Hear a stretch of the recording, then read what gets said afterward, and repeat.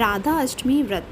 भाद्रपद माह की शुक्ल पक्ष की अष्टमी को कृष्ण प्रिया राधा जी का जन्म हुआ था, इसलिए यह दिन राधा अष्टमी के रूप में मनाया जाता है। इस दिन राधा कृष्ण की पूजा करनी चाहिए। राधा जी को पंचामृत से स्नान कराकर उनका श्रृंगार करें, भोग लगावें, फिर धूप दीप फूल आरती से आरती उतारें। महालक्ष्मी व्रत। यह व्रत राधा अष्टमी से प्रारंभ होकर अश्विनी मास की कृष्ण पक्ष की अष्टमी तक चलता है। इस दिन लक्ष्मी जी का पूजन का विधान है। लक्ष्मी जी की मूर्ति को स्नान कराकर नए वस्त्र पहनाए जाते हैं। फिर लक्ष्मी जी को भोग लगाकर आचमन कराकर फूल, धूप, दीप, चंदन आदि से आरती करते हैं। प्रसाद को आरती के बाद वितरित करते हैं। रात्रि को चंद्रमा के निकलने पर उसे अर्घ्य देकर स्वयं भोजन करें। इस व्रत के करने से धन धान्य की वृद्धि होती है और सुख संपत्ति आती है। कथा। प्राचीन काल में एक गरीब ब्राह्मण एक गांव में रहता था। वह नियम पूर्वक जंगल में विष्णु जी के मंदिर में जाकर पूजा किया करता था।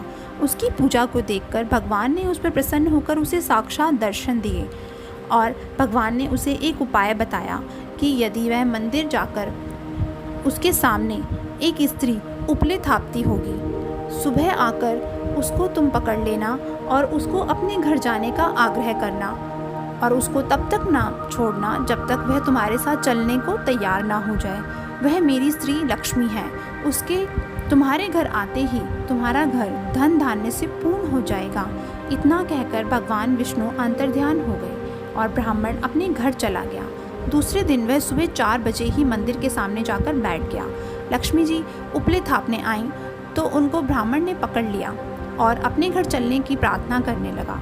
लक्ष्मी जी समझ गईं कि यह सब विष्णु की करतूत है। तब लक्ष्मी जी बोली, तुम अपनी पत्नी सहित मेरा 16 दिन तक व्रत करो, फिर 16वें दिन रात्रि को चंद्रमा की पूजा करो और उत्तर दिशा में मुझे पुकारना, तब तुम्हारा मनोरथ पूरा होगा।